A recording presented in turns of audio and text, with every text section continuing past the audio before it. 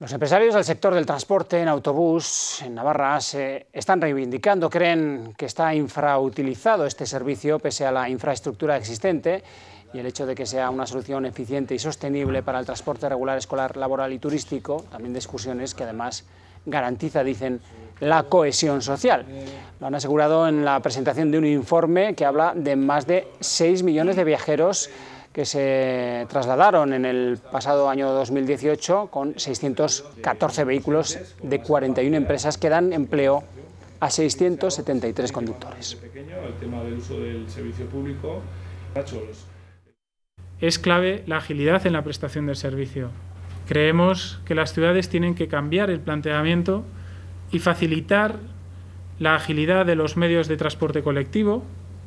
por medio de la prioridad semafórica y la no limitación en las zonas de acceso controlado.